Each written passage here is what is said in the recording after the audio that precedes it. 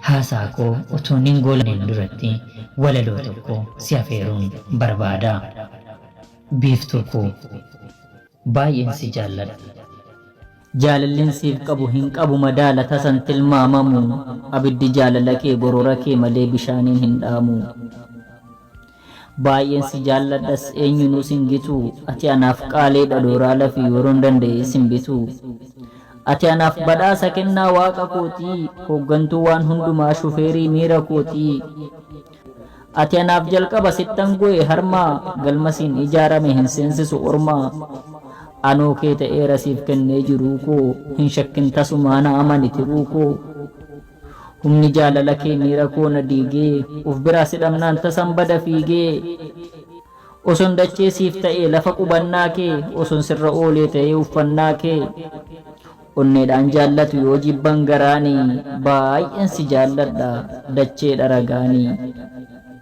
Baay'een si jaalladha dacheedha ragaanii.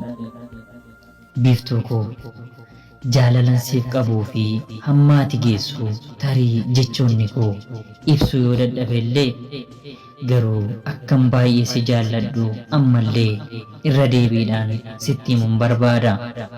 Ana jaallataa kee Yoosee Oromiyaarraa nagaadha. Nadii dammasiif na boola lammadaa mutii yajiitu guyyaan siin alaa naannitu yoo dhiites barnaan bariitu. Walalaatu siif garaanoo didal kawaarii raffisu didal kawaarii raffisu beemalli maal yaa shakkitu. Nadii dammasiif na boola lammadaa mutii yajiitu guyyaan siin alaa naannitu yoo dhiites barnaan bariitu. Walalaatu siif garaanoo didal kawaarii raffisu didal kawaarii raffisu beemalli maal yaa shakkitu.